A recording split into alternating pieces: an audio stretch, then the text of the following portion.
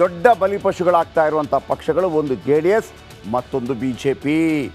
ಇದೀಗ JDS ವಿರುದ್ಧ ಮಾಜಿ ಸಚಿವ ಮತ್ತು JDSನ ಮಾಜಿ ಅಧ್ಯಕ್ಷ, ಮಾಜಿ ಕೇಂದ್ರ ಸಚಿವ CM ಇಬ್ರಾಹಿಂ ಸಮರ ಸಾರಿದ್ದಾರೆ. ಪಕ್ಷವನ್ನೇ ಒಡೆದು ಗೌಡ್ರನ್ನ ಮತ್ತು ಅವರ ಮಕ್ಕಳನ್ನು ಪಕ್ಷದಿಂದ ಹೊರಹಾಕೋ ಪ್ಲ್ಯಾನ್ ಮಾಡಿದಂತೆ ಕಾಣ್ತಾ ಇದೆ ಹಾಗಂತ ಅವರು ಹೇಳ್ತಾ ಇದ್ದಾರೆ. ಒಂದು ವೇಳೆ ಆ ಪ್ಲ್ಯಾನ್ ಫಲಿಸೋದು ಅಷ್ಟು ಈಸಿನಾ? ಮತ್ತೊಂದು ಕಡೆ GT ದೇವೇಗೌಡರು ಈಗಾಗಲೇ JDSನಿಂದ ಒಂದು ಕಾಲು ಹೊರಗಿಟ್ಟಂತೆ ಕಾಣ್ತಾ ಇದೆ.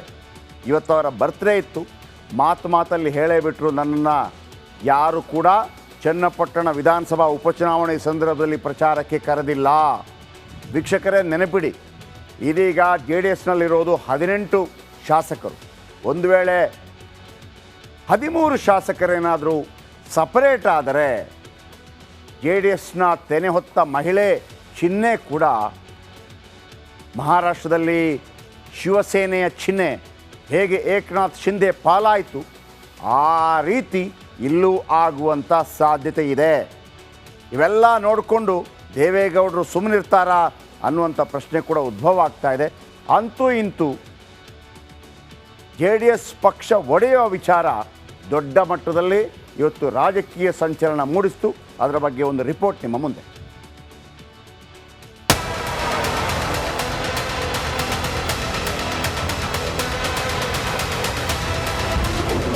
ದೊಡ್ಡ ಗೌಡರ ವಿರುದ್ಧವೇ ಸಿಡಿದೆದ್ದ GTD, ಪ್ರಚಾರಕ್ಕೂ ಕರೆದಿಲ್ಲ ಅಂತ ಸಿಡಿಮಿಡಿ. ಅವರು ಒಂದು ಮಾತು ಹೇಳಿದ್ದಾರೆ, ರಾಷ್ಟ್ರೀಯ ಅಧ್ಯಕ್ಷರು HD ದೇವೇಗೌಡರು ಕರೆದಿದ್ದಾರೆ ಅಂತ. ದೇವೇಗೌಡರು ನಾನು GT ದೇವೇಗೌಡರು ಮಾತಾಡಿ ಬಾಪ ಚುನಾವಣೆಗೆ ಅಂತ ಕರೆದಿದ್ದೆ ಅಂತ ಹೇಳ್ಬಿಡ್ಲಿ. ಅವರು ರಾಜಕೀಯದಿಂದ ಇವತ್ತೇ ರಿಟೈರ್ ಆಗ್ಬಿಡ್ತೀನಿ. ಅವ್ರು ಫೋನ್ ಮಾಡಿ ಮಾತಾಡಿದರೆ ದೇವೇಗೌಡರು ಮಾತಾಡಿದ್ದೀನಿ ಅಂತ ದೇವೇಗೌಡರು ಹೇಳಿದರೆ ಇವತ್ತೇ ರಾಜಕೀಯದಿಂದ ರಿಟೈರ್ಡ್ ಆಗಕ್ಕೆ ರೆಡಿ. GT ದೇವೇಗೌಡನ ಕರೆದೇ ಮಾತಾಡಿದೆ ಅಂತೇಳಿ ಇವೆಲ್ಲ ಸುಮ್ಮನೆ ಯಾವ್ಯಾವುದನ್ನು ಕೂಡ ಯಾವುದಕ್ಕೂ ತಿಳಿದೆ. ದೊಡ್ಡವರು ಇದ್ದಾರೆ ದೇವೇಗೌಡರು, ಅವ್ರು ಏನೇ ಮಾಡೋದು ಸುಳ್ಳು ಹೇಳೋಕ್ಕಾಗಲ್ಲ, ಅವ್ರಿಗೆ ಸುಳ್ಳು ಹೇಳ್ಸೋಕ್ಕಾಗಲ್ಲ. ಅವ್ರು ನನ್ನ ಜೊತೆ ಮಾತಾಡಿಲ್ಲ. ಪ್ರಾದೇಶಿಕ ಪಕ್ಷ ಕಟ್ಟುತ್ತಾರಾ GTD? ನಮ್ಮ ಜನರೆಲ್ಲರೂ ಕೂಡ ಒತ್ತಡ ಇದೆ, ಒಂದು ಪ್ರಾದೇಶಿಕ ಪಕ್ಷವನ್ನು ಕಟ್ಟಬೇಕು ಅಂತಕ್ಕಂಥ ಮನಸ್ಸು ನನಗಿದೆ. ನಾನು ಎಲ್ಲರ ಜೊತೆ ಮಾತಾಡ್ತೀನಿ, ಆಮೇಲೆ ನಿಮ್ಮ ಜೊತೆ ಮಾತಾಡ್ತೀನಿ ಅಂತ ಹೇಳಿದ್ರು. HDK ನಡೆಯಿಂದ JDS ಶಾಸಕರಿಗೆ ಬೇಸರ, ಹೊಸ ಬಾಂಬ್ ಸಿಡಿಸಿದ CM ಇಬ್ರಾಹಿಂ. ಆದರೆ JDSನ ಬಹುತೇಕ ಶಾಸಕರು ಕುಮಾರಸ್ವಾಮಿ ನಡವಳಿಕೆ ಮೇಲೆ ಬೇಸತ್ತಿದ್ದಾರೆ. ಸೊ ಅವ್ರನ್ನ ಬಿಡಬೇಕು ಅಂತಿದ್ದಾರೆ. ಹಾಗಾಗಿ ಅವ್ರಿಗೊಂದು ಆಲ್ಟರ್ನೇಟಿವ್ ಬೇಕಾಗಿದೆ, ಒಂದು ಪರಿಹಾರವಾಗಿ ಒಂದು ಮೂರನೇ ಶಕ್ತಿ. ಆ ಪ್ರಯತ್ನದಲ್ಲಿ ನಾವಿದ್ದೀವಿ. 10 ರಿಂದ 12 ಶಾಸಕರು ಟಚ್ ಅಲ್ಲಿದ್ದಾರೆ. GT ದೇವೇಗೌಡರ ಜೊತೆ ನಿಮ್ಮ ಜೊತೆ ಎಷ್ಟು MLAಗಳು ಟಚ್ ಅಲ್ಲಿದ್ದಾರೆ JDSನಿಂದ ಅಂತ? ಸುಮಾರು 12 ಜನ ಇದ್ದಾರೆ. 12 ಜನ. ಅವತ್ತೇ ಹೇಳಿದ್ದೆ ನಿಮಗೆ ನಾನು ಇದ್ದಾರೆ ಅಂತ. ಸಮಯ ಬಂದಾಗ ಎಲ್ಲ ಹೊರಗೆ ಬರುತ್ತೆ ನೋಡಿ ಅಂತ. ಈಗ ಸಮಯ ಬರ್ತಾ ಇದೆ, ಹೊರಗೆ ಬರ್ತಾರೆ ಎಲ್ಲರೂ. JDS ಚಿಹ್ನೆ ಕಿತ್ತುಕೊಳ್ಳಲು ಷಡ್ಯಂತ್ರ. ಎಲ್ಲರೂ ಸೇರಿ ಅದನ್ನೇ ಒಂದು ತೀರ್ಮಾನ ಮಾಡ್ತೀವಿ. ಹೆಸರೇನು ಇಡಬೇಕು ಅಂತ ಚಿಂತನೆ ಮಾಡ್ತೀವಿ. ಅವಾಗ ಒರಿಜಿನಲ್ ನಾವೇ ಹಾಕ್ತೀವಿ. Let us wait and see. ಚನ್ನಪಟ್ಟಣದಲ್ಲಿ 150 ಕೋಟಿ ಹಂಚಿದ್ರಂತೆ. ನಾನಿದ್ದಾಗ 20,000 ಗೆದ್ರಿ ನೀವು, ಬರೀ 4 ಕೋಟಿ ಖರ್ಚು ಮಾಡಿ. ಈ ಕೇಂದ್ರದ ಮಂತ್ರಿ BJP 150 ಕೋಟಿ ಖರ್ಚು ಮಾಡಿ 25,000ಕ್ಕೆ ಸೋತ್ರಿ. Political bureau, republic Kannada. Okay, BJP ಮೈತ್ರಿಯಾದ ನಂತರ ನಡೆದಂಥ ಮೊದಲ ಉಪಚುನಾವಣೆ JDSಗೆ ಸೋಲಾಗಿದೆ. ಶಿಗ್ಗಾಂವಿಯಲ್ಲಿ BJPಗೂ ಸೋಲಾಗಿದೆ. ಈ GT ದೇವೇಗೌಡರು ಇದ್ದಾರಲ್ಲ, GT ದೇವೇಗೌಡರು ಈಗ JDSಲ್ಲಿದ್ದಾರೆ. ಆಮೇಲೆ ಕಾಂಗ್ರೆಸ್ಸಲ್ಲೂ ಇದ್ದರು, BJPಯಲ್ಲೂ ಇದ್ದರು. ಬೇಸಿಕಲಿ GT ದೇವೇಗೌಡರು ಸಿದ್ದರಾಮಯ್ಯನವರ ಫ್ರೆಂಡು. ಚಾಮುಂಡೇಶ್ವರಿ ವಿಧಾನಸಭಾ ಕ್ಷೇತ್ರ ಇದೆಯಲ್ಲ, ಚಾಮುಂಡೇಶ್ವರಿ ಮತ್ತು ವರುಣ ಎರಡಿದೆ. ಚಾಮುಂಡೇಶ್ವರಿ ವಿಧಾನಸಭಾ ಕ್ಷೇತ್ರ, ಅಲ್ಲಿ ಸಿದ್ದರಾಮಯ್ಯನವರು ಎಲೆಕ್ಷನ್ಗೆ ನಿಂತಾಗ ಅವ್ರದ್ದೆಲ್ಲ ಪಾನಿ ಖರ್ಚ ನೋಡ್ತಾ ಇದ್ದದ್ದು ಇವರು. ಟೇಕ್ ಕೇರ್ ಎಲ್ಲವೂ ಕೂಡ ಇವರೇ ನೋಡ್ಕೊತಾ ಇದ್ದದ್ದು. ನಂತರ ಅವರಲ್ಲಿ ಇದಾಗುತ್ತೆ, ಗಲಾಟೆ ಆಗುತ್ತೆ, ಮತ್ತೊಂದಾಗುತ್ತೆ. ಚಾಮುಂಡೇಶ್ವರಿಯಲ್ಲಿ ಎದುರಾಬದ್ರ ನಿಂತ್ಕೋತಾರೆ. ಆ ಸಂದರ್ಭದಲ್ಲಿ ಸಿದ್ದರಾಮಯ್ಯನವರು 2018ರಲ್ಲಿ ಬಾದಾಮಿಯಿಂದ ಕೂಡ ನಿಂತಿರ್ತಾರೆ, ಅಲ್ಲಿಂದ ಗೆಲ್ತಾರೆ, ಇಲ್ಲಿ ಸೋಲ್ತಾರೆ, ಎಲ್ಲವೂ ಆಗುತ್ತೆ. ಆದರೂ ಹಳೆ ಫ್ರೆಂಡ್ಸ್ ಅಲ್ವಾ, ಕಳೆದ 2023ರ ವಿಧಾನಸಭಾ ಚುನಾವಣೆಯಲ್ಲಿ ಇದೇ ಜಿ ಟಿ ದೇವೇಗೌಡರನ್ನು ಸಿದ್ದರಾಮಯ್ಯನವರು ತಮ್ಮ ಪಕ್ಷಕ್ಕೆ ಆಹ್ವಾನಿಸ್ತಾರೆ. ಇವರಿಗೂ ಇವರ ಪುತ್ರ ಹರೀಶ್ ಇಬ್ಬರಿಗೂ ಕೂಡ ಟಿಕೆಟ್ ಕೊಡುವ ಭರವಸೆಯನ್ನು ಕೂಡ ಕೊಡ್ತಾರೆ. ಜಿ ಟಿ ದೇವೇಗೌಡರು ಇನ್ನೇನು ಕಾಂಗ್ರೆಸ್ಗೆ ಹೋಗಬೇಕು ಅಂತ ಹೇಳಿದಾಗ ಜೆ ಡಿ ಎಸ್ ಅಲ್ಲಿರ್ತಾರೆ. ಆಗ ದೇವೇಗೌಡರು ಎಂಟ್ರಿ ಕೊಡ್ತಾರೆ. ದೇವೇಗೌಡರು ಜಿ ಟಿ ದೇವೇಗೌಡರ ಮನೆ ಬಾಗಿಲಿಗೆ ಹೋಗ್ತಾರೆ. ಮನೆ ಬಾಗಿಲಿಗೆ ಹೋದಾಗ ಜಿ ಟಿ ದೇವೇಗೌಡರಿಗೆ ದೊಡ್ಡ ಗೌಡರ ಮೇಲೆ ಒಂದು ಅಪಾರವಾದಂಥ ಗೌರವ ಇದೆ. ಇವತ್ತು ಒಂದು ಮಾತನ್ನು ಹೇಳಿದರು, ದೇವೇಗೌಡರು ಹೇಳಿಬಿಡ್ಲಿ ನೋಡೋಣ, ದೇವೇಗೌಡರು ಸುಳ್ಳು ಹೇಳಲಾರರು, ನನಗೆ ಫೋನ್ ಮಾಡಿದ್ದಾರೆ ಅಂತ ಹೇಳಿಬಿಡ್ಲಿ ನೋಡೋಣ, ನಾನು ರಾಜೀನಾಮೆ ಕೊಟ್ಟುಬಿಡ್ತೀನಿ ಅನ್ನೋ ರೀತಿಯಲ್ಲಿ ಮಾತಾಡಿ. ಯಾವಾಗ ದೇವೇಗೌಡರು ಅವರ ಮನೆ ಬಾಗಿಲಿಗೆ ಬರ್ತಾರೆ, ಹತ್ತು ಬಿಡ್ತಾರೆ ಜಿ ಟಿ ದೇವೇಗೌಡರು. ಅವರೇ ಬಂದಿದ್ದಾರಪ್ಪ, ನಾನು ಹೋಗಲ್ಲ, ಹೋಗೋದಿಲ್ಲ. ಚಾಮುಂಡೇಶ್ವರಿಯಿಂದ ಇವರು ನಿಲ್ತಾರೆ, ಅವರ ಮಗ ಹುಣಸೂರಿಂದ ನಿಲ್ತಾರೆ, ಇಬ್ಬರು ಜೆ ಡಿ ಎಸ್ಸಿಂದ ಗೆಲ್ತಾರೆ. ಈಗ ಸ್ವಲ್ಪ ಅಸಮಾಧಾನಗಳಿದೆ. ಕಾರಣ ಮೂಢ ವಿಚಾರಗಳು ಕೂಡ. ಮೊನ್ನೆ ನಡೆದಂತಹ ಮೈಸೂರಲ್ಲಿ ನಡೆದಂತಹ ದಸರಾ ಸಂದರ್ಭದಲ್ಲಿ ಸಿದ್ದರಾಮಯ್ಯನವರ ಪರವಾಗಿ ಬ್ಯಾಟ್ ಬೀಸಿದರು. ಯಾರು? ಜಿ ಟಿ ದೇವೇಗೌಡರು. ಆ ಕಾರಣಕ್ಕಾಗಿ ಒಂದು ರೀತಿಯಲ್ಲಿ ದೇವೇಗೌಡರಿಂದ ಮತ್ತು ಕುಮಾರಸ್ವಾಮಿ ಅವರಿಂದ ಅಂತರ ಕಾಯ್ದುಕೊಳ್ಳುವಂತಹ ಪರಿಸ್ಥಿತಿ ಜಿ ಟಿ ದೇವೇಗೌಡರಿಗೆ ಬಂದಿದೆ. ಮತ್ತು ಚನ್ನಪಟ್ಟಣ ವಿಧಾನಸಭಾ ಉಪಚುನಾವಣೆಯಲ್ಲಿ ಜಿ ಟಿ ದೇವೇಗೌಡರನ್ನ ಕರೆದು ಕೂಡ ಇಲ್ಲ. ಹಾಗಾಗಿ ಒಂದು ಕಡೆ ಸಿ ಎಂ ಇಬ್ರಾಹಿಂ ಅಷ್ಟು ಸುಲಭ ಅಲ್ಲ, ಆದರೂ ಕೂಡ ಜೆ ಡಿ ಎಸ್ ಇಬ್ಬಾಗವಾಗಲು ರಣತಂತ್ರ ಶುರುವಾಗಿದೆಯಾ ಅನ್ನುವಂಥ ಪ್ರಶ್ನೆ ಉದ್ಭವ ಆಗ್ತಾ ಇದೆ. ಚನ್ನಪಟ್ಟಣದಲ್ಲಿ ಕಾಂಗ್ರೆಸ್ ಅಭೂತಪೂರ್ವ ಜಯವನ್ನು ಗಳಿಸಿದೆ. ಸೋಲಿನ ಬೆನ್ನಲ್ಲೇ ನಾಯಕತ್ವದ ಬಗ್ಗೆ ಅಸಮಾಧಾನ ಮೂಡ್ತಾ ಇದೆ. ಎಚ್ ಡಿ ಕೆ ವಿರುದ್ಧ, ದೇವೇಗೌಡರ ವಿರುದ್ಧ ಅಲ್ಲ, ಎಚ್ ಡಿ ಕೆ ವಿರುದ್ಧ ಜಿ ಟಿ ದೇವೇಗೌಡರು ಬಹಿರಂಗವಾಗಿ ಕಿಡಿಕಾರಿದ್ದಾರೆ. ಜೆ ಡಿ ಎಸ್ ತೊರೆಯುವುದಾಗಿ ಕೂಡ ಒಂದು ಪರೋಕ್ಷ ಸಂದೇಶವನ್ನು ರವಾನೆ ಮಾಡಿದ್ದಾರೆ. ಜಿ ಟಿ ದೇವೇಗೌಡರು ಮಾತ್ರವಲ್ಲ, ಹಲವರಿಗೂ ಕೂಡ ಬೇಸರ ಇದೆ. ಬೇಸರದ ಜೊತೆಗೆ ಇನ್ನು ಮುಂದಿನ 4 ವರ್ಷ ಏನು ಮಾಡೋದು? 18 MLAಗಳು ಏನು ಮಾಡೋದು? 18 MLAಗಳು ಬಿ ಜೆ ಪಿ ಜೊತೆ ಮೈತ್ರಿಗೆ ಕರೆಮ್ಮ ನಾಯಕ ಮೊದಲೇ ಅಸಮಾಧಾನ ವ್ಯಕ್ತಪಡಿಸಿದರು. ಬೇಡ, ನಮ್ಗೆ ಆಗಲ್ಲ, ಅಲ್ಲಿ ದೇವದುರ್ಗ ಮತ್ತೆಲ್ಲ ಕಡೆ ನಾವು face to face B J P ಜೊತೆ ಸೆಣಸಾಡ್ದವರು ಬೇಡ ಅಂತೇಳಿ ಬಿ ಜೆ ಪಿ ಜೊತೆ ಮೈತ್ರಿ ಹಿನ್ನೆಲೆಯಲ್ಲಿ ಶರಣಗೌಡ ಕುಂದಕ್ಕೂರು ಕೂಡ ಸಿಟ್ಟು ವ್ಯಕ್ತಪಡಿಸಿದರು.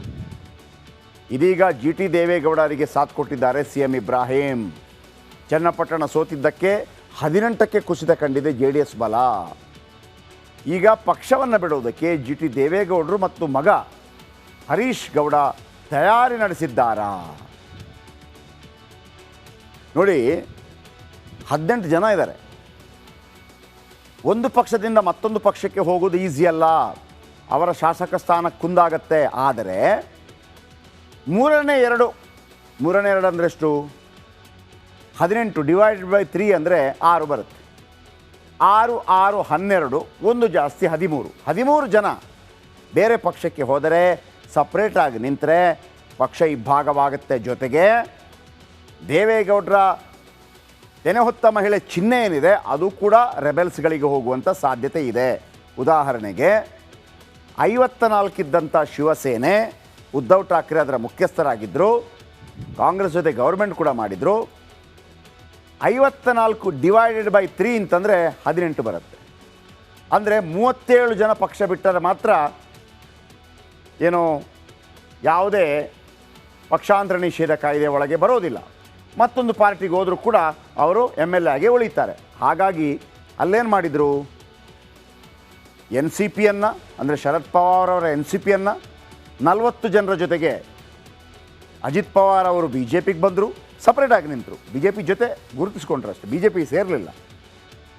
ಉದ್ಧವ್ ಠಾಕ್ರೆ ಬಣದ 56ರ ಪೈಕಿ 40 MLAಗಳ ಜೊತೆ ಏಕನಾಥ್ ಶಿಂದೆ ಮಹಾಯುತಿಗೆ ಬಂದು ಅಲ್ಲಿ ಮುಖ್ಯಮಂತ್ರಿ ಆದರು. ಹಾಗಾಗಿ ಅಲ್ಲಾಗತ್ತೆ 54 56ರನ್ನು ಸಿಡಿದು ಯಾವುದೇ ಪ್ರಾಬ್ಲಮ್ ಇಲ್ಲದೆ, ನಿಷೇಧವಿಲ್ಲದೆ, ಪಕ್ಷಾಂತರ ನಿಷೇಧ ಕಾಯ್ದೆಗೆ ಒಳಪಟ್ಟು, ಅಂದರೆ ಯಾವುದೇ ತೊಂದರೆ ಇಲ್ಲದೆ ಒಳಪಟ್ಟು 2 MLAಗಳು ಬಂದಿದ್ದಾರೆ. ಇಲ್ಲಿ 13 MLAಗಳು ಬಂದುಬಿಟ್ರೆ ಅಥವಾ ಸಪ್ರೇಟ್ ಆಗಿಬಿಟ್ರೆ ಚಿಹ್ನೆ ಹೋಗಿಬಿಡತ್ತೆ. ಆದರೆ ಜಿ ಟಿ ದೇವೇಗೌಡರಿಂದ ಮತ್ತು ಸಿ ಎಂ ಇಬ್ರಾಹಿಮಿಂದ ಅದು ಸಾಧ್ಯನಾ? ಅದು ಅಷ್ಟು ಸುಲಭ ಅಲ್ಲ. ಆ ಮನಸ್ಸು ಮಾಡಬೇಕು ಅಂತಂದರೆ ಡಿ ಕೆ ಶಿವಕುಮಾರ್ ಮನಸ್ಸು ಮಾಡಬೇಕು. ಸದ್ಯಕ್ಕೆ ಅದು ಬೇಡ ಅಂತ ಹೇಳಿದ್ದಾರೆ ಅವರು. ಈ ನಡುವೆ ಗೌಡ್ರು ಮಧ್ಯಪ್ರವೇಶ ಮಾಡದೇ ಇದ್ದರೆ, ಅಂದರೆ ದೊಡ್ಡ ಗೌಡ್ರು, ಜೆ ಡಿ ಎಸ್ಗೆ ಕಷ್ಟವಂತೂ ಇದೆ. ಸಮಾಧಾನ ಪಡಿಸುವಂಥ ಜವಾಬ್ದಾರಿ ದೊಡ್ಡವರ ಮೇಲಿದೆ. ಓಕೆ, ಇನ್ನು ಒಂದು ಕಾಲದಲ್ಲಿ ಜೆ ಡಿ ಎಸ್ ಯಾವ ರೀತಿ ಇತ್ತು? ಅದು ನಾಯಕರನ್ನು ಹುಟ್ಟು ಹಾಕೋ ಕಾರ್ಖಾನೆ. ಅದನ್ನು ಕಂಡು ಜನರು ಕೂಡ ವೋಟ್ ಹಾಕ್ತಾಯಿದ್ರು. ನಾನು ಮೊನ್ನೆ ಕೂಡ ಹೇಳಿದೆ, ಎಂತೆಂಥ ನಾಯಕರು ಫಸ್ಟ್ ಸೀಟಲ್ಲಿ ಕೂರ್ತಾಯಿದ್ರು. ದೇವೇಗೌಡರು, ರಾಮಕೃಷ್ಣ ಹೆಗಡೆ, ನಂಜೇಗೌಡರು, ಪಿ ಜೆ ಆರ್ ಸಿಂಧ್ಯಾ, ಬೈರೇಗೌಡರು, ಎಷ್ಟು ಜನ, ಎಂ ಪಿ ಪ್ರಕಾಶ್, ರಮೇಶ್ ಕುಮಾರ್, ಬಾ ಆಮೇಲೆ ಗೋವಿಂದ ಕಾರಜೋಳ, ರಮೇಶ್ ಜಿಗಜಿಣಗಿ, ಎಲ್ಲ ಮುಖ್ಯಮಂತ್ರಿ ಕ್ಯಾಂಡಿಡೇಟ್ಗಳೇ. ಆದರೆ ಜೆ ಡಿ ಎಸ್ ಅಥವಾ ಜನತಾ ಪರಿವಾರ ಈಗ ಬದಲಾಗಿದೆ. ಬರೀ ಕುಟುಂಬ ರಾಜಕಾರಣ ಮಾಡ್ತಾ ಇದೆ. ಇದೀಗ ಇಬ್ಬರು ಒಕ್ಕಲಿಗ ನಾಯಕರು ಸೇರಿದಂತೆ ಅನೇಕರು ಜೆ ಡಿ ಎಸ್ ಮುಗಿಸಲು ಮುಂದಾಗಿದ್ದಾರಾ? ಜೆ ಡಿ ಎಸ್ ಅಸ್ತಿತ್ವ ಉಳಿಸ್ಕೊಳ್ಳುತ್ತಾ ಇಲ್ವಾ? ಬನ್ನಿ ಒಂದು ರಿಪೋರ್ಟ್.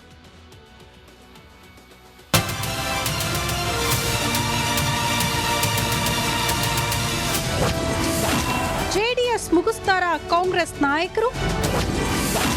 ಟಾಸ್ಕ್ ಕೊಡಿ ಅಂದಿದ್ಯಾಕೆ ಸಿಪಿ ಯೋಗೇಶ್ವರ್?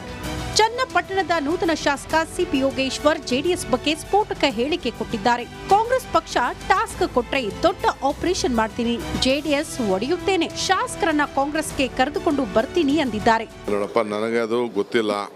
ನಾನು ಅದಕ್ಕೆ ಸದ್ಯಕ್ಕೆ ನಮಗೆ ಈಗ ಅದ್ರ ಬಗ್ಗೆ ನಾನು ಮಾತಾಡೋಕೆ ಹೋಗೋದಿಲ್ಲ. ನಾವು ಅವ್ರಿಗೆ ಆಫರ್ ಮಾಡಿದ್ದೋ ಹಿಂದೆ, ಬರ್ರಯ್ಯ ನಮ್ಮ ಜೊತೆ ಅಂತ ಹೇಳಿದ್ದ.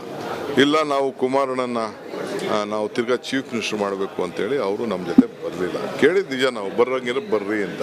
ಕಾಂಗ್ರೆಸ್ನಿಂದ ಏನಾದ್ರು ಆ ಟಾಸ್ಕನ್ನು ನೀಡಿದ್ರೆ, ಜೆ ಡಿ ಎಸ್ನ ನಾಯಕರನ್ನ ಕಾಂಗ್ರೆಸ್ಗೆ ಟಾಸ್ಕನ್ನು ನೀಡಿದ್ರೆ ತಾವು ಒಪ್ಕೊಂತೀರಾ ಸರ್? ಒಂದು ನಿಮಿಷ ಅಣ್ಣ, ನಾನು ಯಾಕೆ ಒಪ್ಕೊಳ್ಳಲ್ರಿ? ನಾನೊಬ್ಬ ಪಕ್ಷದ ಕಾರ್ಯಕರ್ತನಾಗಿ ನಮ್ಮ ಪಕ್ಷ ಏನು ಹೇಳುತ್ತೆ ನಾನು ಮಾಡೇ ಮಾಡ್ತೀನಿ. ಆದರೆ ನಾನು ಹೇಳೋದು, ನಮ್ಗೆ ಅವಶ್ಯಕತೆ ಇಲ್ಲ. 139 ಜನ ಶಾಸಕರಿದ್ದೀವಿ. ಜೆ ಡಿ ಎಸ್ನ ಶಾಸಕರು ಇವತ್ತು ಅವ್ರ ಪಕ್ಷ ನಶಿಸೋಗ್ತಾ ಇರೋದ್ರಿಂದ ಪರ್ಯಾಯವಾಗಿ ಅವರೇ ಆಲೋಚನೆ ಮಾಡಬೇಕು ಅನ್ನೋದನ್ನು ನಾನು ಇವತ್ತು ಈಗ ಏನು ರಾಜ್ಯದ ಜನತೆ ಗಮನಕ್ಕೆ ತಗೊಂಡ್ಬರ್ತಾ ಇದ್ದೀನಿ. ಈಗ ಚಾಲೆಂಜ್ ಮಾಡಿದಂಥ ದೇವೇಗೌಡರು ಸಕ್ಸಸ್ ಆಗಿಲ್ಲ ಅಂದಮೇಲೆ ಅವರು ಪಕ್ಷನ ಡಿಸಾಲ್ವ್ ಮಾಡಬೇಕು. ಸಿಪಿ ಯೋಗೇಶ್ವರ್ ಮಾತಿನಿಂದ ಜೆಡಿಎಸ್ ನಾಯಕರು ಕೆರಳಿ ಕೆಂಡವಾಗಿದ್ದಾರೆ. ಕಾಂಗ್ರೆಸ್ನ 30ಕ್ಕೂ ಹೆಚ್ಚು ಶಾಸಕರು ಅಸಮಾಧಾನಗೊಂಡಿದ್ದಾರೆ ಅಂತ ನೀವೇ ಹೇಳಿದ್ರಿ. ಅವರ ಹೆಸರನ್ನ ಸಿಎಂ ಡಿಸಿಎಂಗೆ ಕೊಡಿ ಅಂತ ಮಾಜಿ ಸಚಿವ ಸಾರಾ ಮಹೇಶ್ ಕಿಡಿಕಾರಿದ್ದಾರೆ.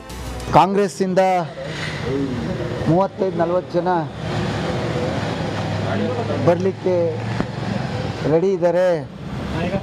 ಸರ್ಕಾರ ಭಾಳಷ್ಟು ದಿವಸ ಉಳಿಯಲ್ಲ ಅಂಥೇಳಿ ಮೊದಲು ಈಗ ಮಾನ್ಯ ಮುಖ್ಯಮಂತ್ರಿಗಳಿಗೆ, ಉಪಮುಖ್ಯಮಂತ್ರಿಗಳಿಗೆ ಅವ್ರು ಯಾರ್ಯಾರು ಅಸಮಾಧಾನ ಇರೋರು ಅವ್ರದ್ದೆಲ್ಲ ಪಟ್ಟಿ ಕೊಟ್ಟು ಅವರನ್ನೆಲ್ಲ ಸಮಾಧಾನ ಪಡಿಸ್ಕೊಂಡು 3 ವರ್ಷ ಸರ್ಕಾರನ ಉಳಿಸ್ಕೊಳ್ಳುವಂತ ಸಲಹೆ ಕೊಡಿ. ಗೃಹ ಮಂತ್ರಿ ಪರಮೇಶ್ವರ್ ನಮಗೆ ಆಪರೇಷನ್ ಅಗತ್ಯವಿಲ್ಲ ಅಂತ ಹೇಳಿದ್ದಾರೆ. ಆ ಮೂಲಕ ಯೋಗೇಶ್ವರ್ ಯಾವುದೇ